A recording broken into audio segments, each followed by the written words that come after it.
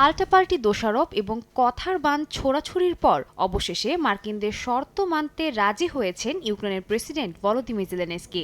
মঙ্গলবার মার্কিন president Donald Trump জানান, ওয়াশিংটনের সঙ্গে বিরল খনিজ সম্পদের বিষয়ে চুক্তি স্বাক্ষরে রাজি হয়েছে কিয়েভ। এমনকি এই চুক্তিতে স্বাক্ষর করতে চলতি সপ্তাহে জেলেনস্কি ওয়াশিংটন সফরেও যেতে পারেন বলে দাবি করেন তিনি। জেলেনস্কির এই পদক্ষেপকে সমর্থন জানিয়ে ইউরোপীয় নেতারা বলছেন, মার্কিন সামরিক সহায়তা নিশ্চিত করতে যুক্তরাষ্ট্রের সঙ্গে $500 বিলিয়ন এই ব্যয়বহুল চুক্তির সিদ্ধান্তটি আদতেই সময়োপযোগী। ট্রাম্পের সঙ্গে সাক্ষাৎকারের পর ফরাসি প্রেসিডেন্ট ইমানুয়েল ম্যাক্রো বলেন, যুক্তরাষ্ট্রের কাছ থেকে নিরাপত্তার প্রতিশ্রুতি আদায় করতে কিয়েভের খনিজ চুক্তির বিকল্প নেই। এমনকি কয়েক সপ্তাহের মধ্যেই রাশিয়া ইউক্রেন যুদ্ধ শেষ হতে পারে বলেও দাবি করেন তিনি।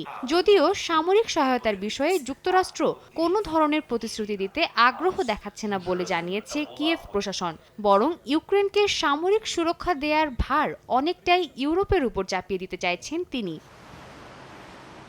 এর মধ্যে ইউক্রেনে মার্কিন সেনাদের উপস্থিতি অনেকাংশে কমিয়ে এনেছেন ট্রাম্প বলে জানিয়েছে রুশ গণমাধ্যম আরটি। ট্রাম্পের দাবি, মার্কিন নয় বরং ন্যাটোর সেনা মোতায়েন করা উচিত ইউক্রেনে। এ বিষয়ে রুশ প্রেসিডেন্ট ভ্লাদিমির পুতিনেরও কোনো আপত্তি নেই বলে জানিয়েছেন তিনি, যদিও তার এই দাবি অস্বীকার করেছে রুশ প্রশাসন।